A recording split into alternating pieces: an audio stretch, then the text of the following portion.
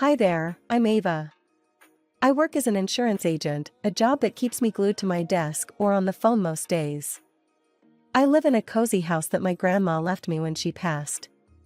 It's a bit old-fashioned but filled with memories and comfort. My life's pretty routine: work, home, a bit of gardening, and then some more work. Dating? Who's got the time? After another long day filled with claims and paperwork, the loneliness of the big, quiet house really hit me. That's when I thought, why not try online dating? I took a couple of decent pics in front of the house and some from my trips to Europe last summer, slapped them up on a dating site, and hoped for the best. Barely had I refreshed the page when a message popped up. It was from Ethan. His profile showed a guy with a confident smile, standing in a garage full of cars. The caption said he ran his own car repair shop. Just my type, a guy who knew how to handle tools. We hit it off right from our first chat. Ethan was straightforward, no airs about him. He said, "Hey Ava, I see you've been to Italy. Got any good travel stories?" I laughed, typing back quickly, "If getting lost in Venice and ending up on a private gondola counts, then yeah, loads." "Sounds like my kind of adventure," he replied. And just like that, we kept messaging back and forth. He had a sense of humor that made even a bad day good. Our first date was at a local diner. Nothing fancy, just good burgers and fries. When I saw him waiting outside, leaning against his beat-up truck, he waved and grinned. It was easy to smile back. The conversation flowed as smoothly as the milkshakes we ordered. Ethan was all about his shop and the cars, and I shared tales from the insurance battlefield. But when he talked about his family, his tone changed a bit. "I owe a lot to my mom, you know? She raised me by herself." I didn't think much of it then. I was too caught up in his stories, his laughter, and the way his eyes lit up when he talked about his latest car restoration. By the end of the evening, I was glad I took the plunge into online dating. Ethan was a breath of fresh air, someone who seemed genuinely into the things I cared about. We made plans to meet again, and I went home feeling something I hadn't in a while: excitement. The more we dated, the closer we got, and it didn't take long before we were talking about a future together. He was easy to love, with his quick smiles and the way he'd fix anything that broke around my house, just like he promised. But as our wedding day neared, Ethan dropped a bit of a bombshell on me. "You know, Ava, my mom and I are really close," he said one evening as we were scrolling through potential wedding venues on his laptop. "I mean, she's pretty much my best friend." I smiled, finding his devotion sweet. "That's really nice, Ethan. It's good to see a man who cares about his family." "Yeah, she's been through a lot, just us two for so many years.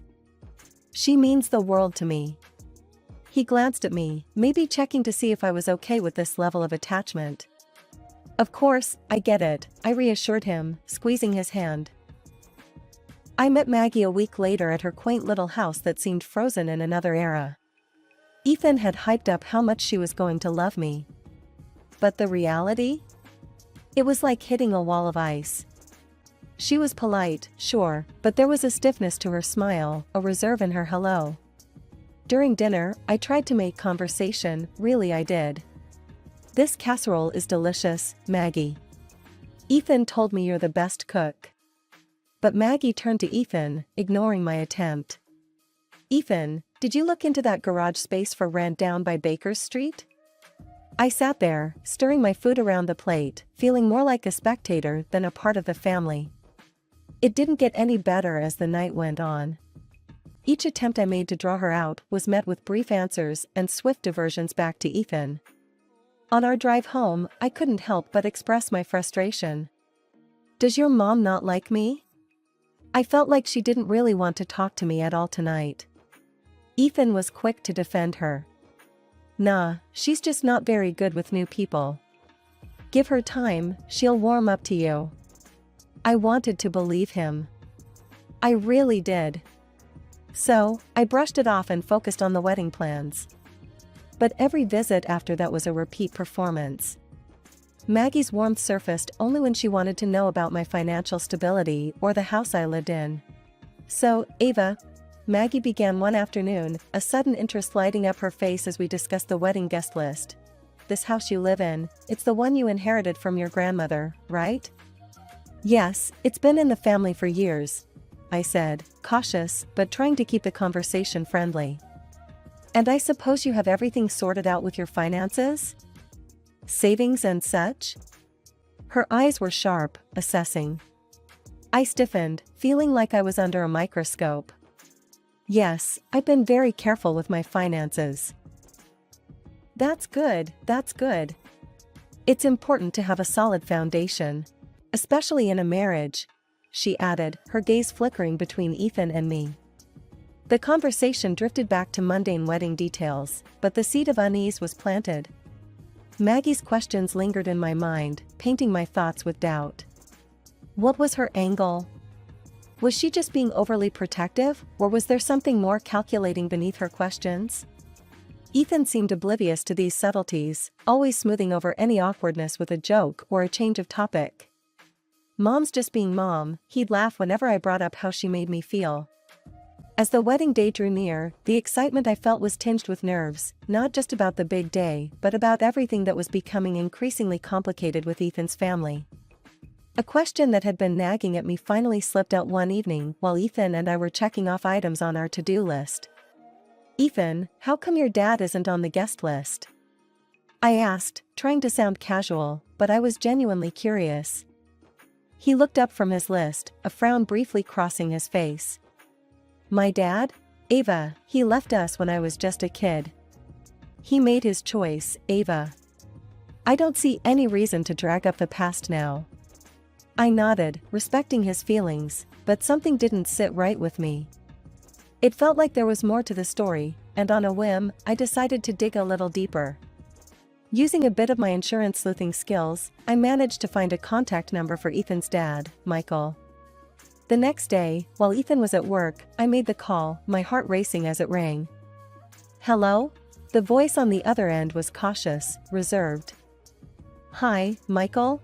My name's Ava. I'm Ethan's fiancée. We're getting married soon, and I thought you should know. I stumbled through my introduction. There was a pause, a heavy silence that made me think he might just hang up. But then he spoke, his voice laced with a mixture of surprise and something else I couldn't quite place. Ava, that's news. But listen, I think it's best if I stay out of it. Ethan's made it clear he doesn't want me in his life. His words were calm but firm, yet he added something that sent chills down my spine.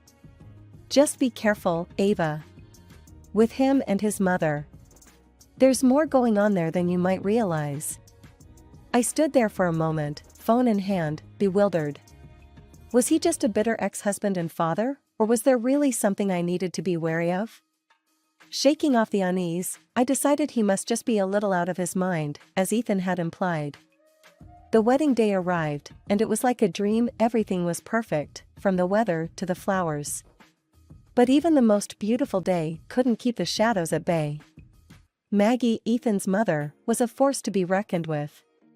From the moment the ceremony started, she was ever present, hovering close to Ethan, adjusting his tie, whispering in his ear. At the reception, I hoped we could finally have our moment, but Maggie had other plans. When it came time to cut the cake, she brushed past me, a tight smile on her face. I'll handle this, dear, she said loudly enough for nearby guests to hear. I am the main hostess, after all. I watched, stunned, as she took the knife and started slicing the cake, her other hand possessively on Ethan's shoulder.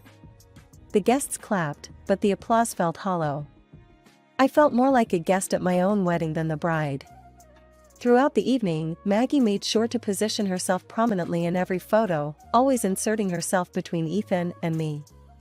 Her laughter was forced, her joy seemingly more about her victory in maintaining control than about our happiness. Ethan and I settled into my grandmother's house. Everything was going smoothly, or so I thought, until the dynamic shifted dramatically with Maggie's regular intrusions. Every weekend, we'd go over to Maggie's for dinner, and it was like stepping into a minefield.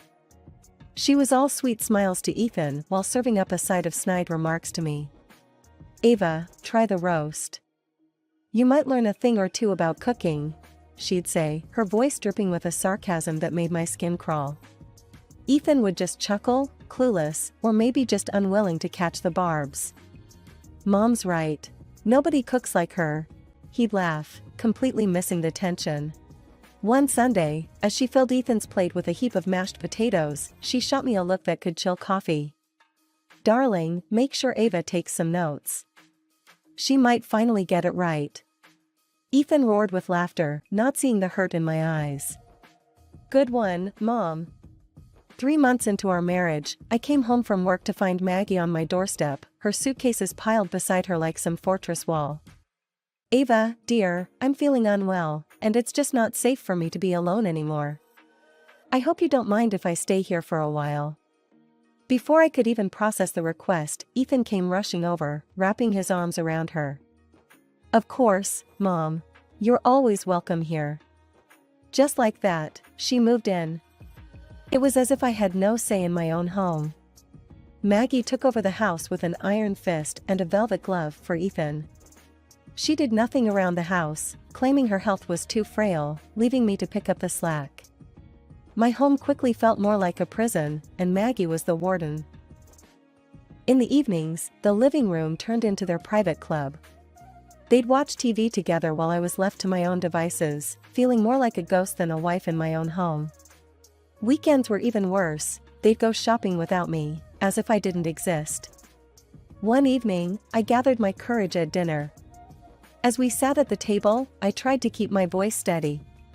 Maggie, do you have any idea when you might be feeling better? To maybe go back home? The room fell deathly silent. Ethan's fork clattered to his plate as he stared at me, his face contorting in anger. Are you trying to kick my mom out?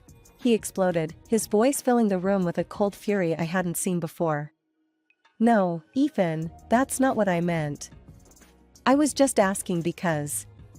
But he didn't let me finish. He stormed off to his room, slamming the door behind him. Maggie sat there, a smug smile playing on her lips, her eyes gleaming with triumph.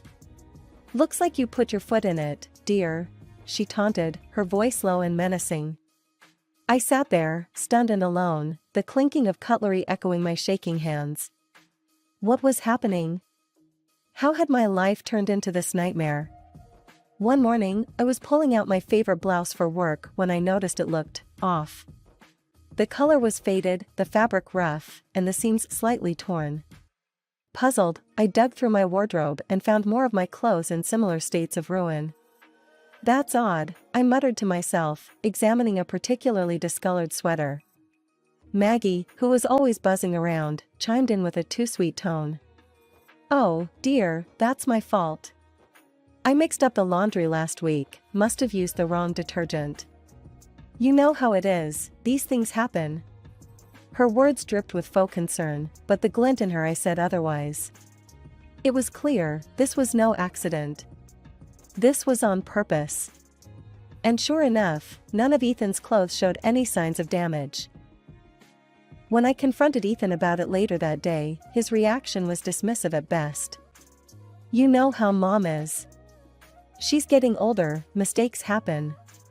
Looks like you're not taking good enough care of your stuff, Ava. His words stung, and I felt a cold realization settling in. I was alone in this. As days turned into weeks, more of my things started to mysteriously deteriorate. My favorite lipstick found smashed, my skincare creams diluted, Maggie's tactics grew bolder. The strain was unbearable, and one evening, I couldn't hold it in any longer. Ethan, this can't be a coincidence anymore. Your mother, she's doing this on purpose. She's ruining my things. I exclaimed, my voice tinged with desperation. He looked at me, his expression unreadable. Then, after a moment, he sighed. Look, Ava, maybe you need a break from all this stress. Hey, I know, I've got just the thing. I got us a gift, a weekend trip, a mountain hike. It'll be good for you. My heart lifted at the idea. Really? Just the two of us? That sounds wonderful, Ethan. His face shifted uncomfortably. Well, actually, I was thinking, it could be a great chance for you and Mom to patch things up. She's excited about the trip too. My heart sank. You want me to go hiking with your mother? After everything? It's either that or you don't really care about making our family work, he shot back, a harsh edge to his voice that I hadn't heard before. I was trapped. So, I agreed, defeated and utterly drained.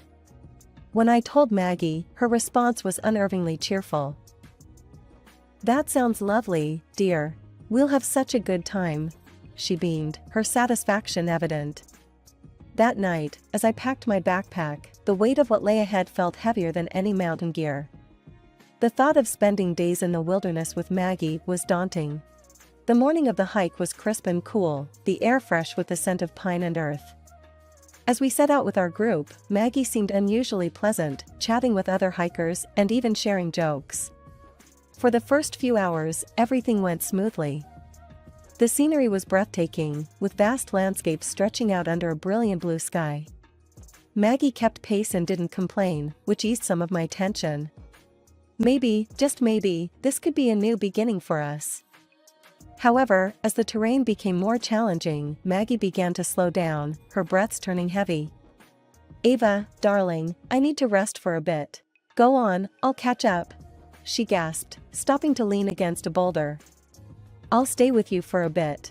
We can go slow, I said, settling next to her. After a short rest, we attempted to catch up with the group, but Maggie's pace was slow, and it wasn't long before we were alone. The sounds of our companions faded into the distance. How far do you think they've gone? Maggie asked, her voice tinged with worry. Please check from that rock over there. You might get a better view. As I climbed the rock, focused on locating our group, I felt a sudden, sharp shove from behind. My feet lost their grip, and I tumbled forward, the ground rushing up to meet me as I blacked out. When I regained consciousness, the pain hit me like a wave. My arms were scraped and bruised, throbbing with each heartbeat. Worse, my leg was twisted at an odd angle, pain flaring with even the slightest movement. Panic set in as I realized Maggie was gone, along with my backpack that had my phone, water, and food. Maggie! I screamed, hoping she was nearby, that this was some terrible mistake. But there was no answer, just the rustle of leaves and the distant call of a bird. As dusk approached, I knew I couldn't stay on the ground, the risk of wild animals was too real. Wincing with every movement, I managed to pull myself onto a large rock, where I spent a chilling, miserable night, shivering and waiting for dawn. At first light, I forced myself off the rock, pain shooting through my leg. I had to find our trail, had to get back to where the bus would meet us. Every step was agony, but the thought of being left behind drove me forward. Hours passed, each one a test of my will. Finally, I heard voices. A group of hikers appeared like a mirage through my tears of pain and relief. Help, please, I need help, I cried out, my voice hoarse. They didn't waste time with more questions. One of them radioed for help while the others made me as comfortable as they could. Eventually, rescue services arrived, and I was transported to a hospital, the pain a constant companion. I woke up to the sterile whiteness of the hospital room, the beeping of machines punctuating the silence. My injuries ached, but the pain was dulled by relief. I was alive, rescued, and far from the perilous cold of the mountain.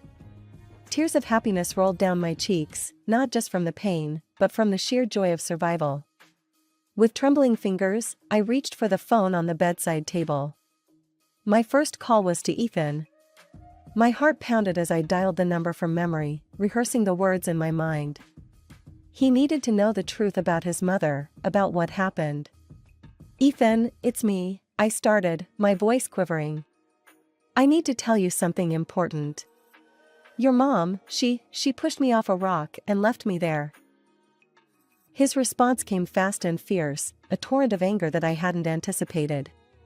You're lying, he yelled into the phone. My mom told me everything.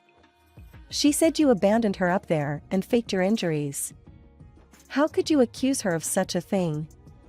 I'm not lying, Ethan. It's the truth. She left me there alone. My plea cracked with emotion. You're just trying to tear us apart. I can't believe you'd stoop this low. You know what? I don't want to see you. I want a divorce. His words were like daggers, and before I could respond, he hung up. Stunned, I lay back against the pillows. His words echoed in my mind, a harsh reminder of the tangled web I was caught in. As I processed the shock, a thought surfaced, the warnings from Ethan's father, Michael. Maybe he would understand, maybe he could help. I found his number and dialed with shaky hands. Michael, it's Ava. I need to talk to you, it's urgent, I said as soon as he answered. He was at the hospital within the hour, his expression grave. We sat in the small, cramped space of the hospital room, and I told him everything. Michael listened intently, his brow furrowed in concern. When I finished, he sighed deeply. I've always known she was too attached to Ethan, but this is something else. She once tried to harm me too, did something to my car brakes. Wanted Ethan to have everything. Why didn't you go to the police? I asked, my voice barely above a whisper. I had no proof, just suspicions. Nothing concrete enough to take to the authorities, he explained, his voice heavy with regret. We need to do something, Michael. We can't let her get away with this, I insisted, the resolve hardening in my voice. That night, lying in the dim glow of the hospital room, I called my mother. It took some persuasion, but she agreed to play a part in the plan we were forming. Mom, just casually mention to Ethan that I'm dying. Say the injuries were worse than they thought. I instructed her, my voice low. The morning after my call with my mother, the hospital room's door swung open. I braced myself as Ethan and Maggie strode in, their faces a mix of faux concern and barely concealed eagerness. I lay there, my breathing shallow, feigning the brink of death as we had planned. Oh, Ava, you look terrible, Maggie said, her voice dripping with fake sympathy, but her eyes glinting with something akin to triumph. I moaned weakly, keeping my eyes half closed as Ethan hovered by the bedside, his expression conflicted but mostly impatient. Maggie leaned closer, lowering her voice, but not enough. Everything's going as planned, Ethan. Soon, all this, her house, her money, it'll all be yours. Ethan glanced around nervously before kissing his mother on the cheek. I'm so tired of all this drama, he muttered. It'd be easier if she just went quickly. My heart pounded at their words, a mixture of fear and fury coursing through me, but I held still, waiting for the final piece to fall into place. And to think, Maggie chuckled quietly, her cold breath brushing my face. It was so easy to push her off that cliff. She actually thought I was tired. And when I told the others she'd gone back on another bus, they believed it. That was the moment Michael chose to enter, his timing perfect. Got all that, have you? He announced loudly, holding up his phone, which had been recording their conversation. The color drained from Ethan and Maggie's faces as they realized what had happened. Ethan's mouth opened and closed, no sound coming out, while Maggie's initial shock quickly morphed into a scowl. She made a move as if to snatch the phone, but Michael stepped back, blocking her path. The police are on their way, Michael stated firmly. I sat up then, throwing off the guise of weakness. And here's something else for you, I said, holding out the divorce papers to Ethan. His shock turned to horror as he took the documents, his hands shaking. You'll pay for everything. All of it, I said, my voice stronger than I felt. Ethan turned to his father, desperation in his voice. You can't let them lock me up, Dad. You'd have no one left. Michael's expression was one of utter disdain. Actually, I will have someone. Ava's pregnant. And I will make sure my grandchild and Ava have everything they need. The revelation hit everyone like a bolt.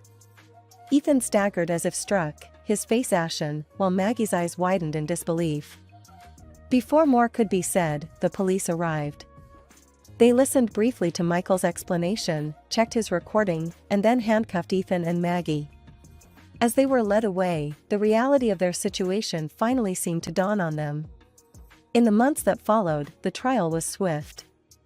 The evidence was undeniable, and both Ethan and his mother were sentenced to significant terms.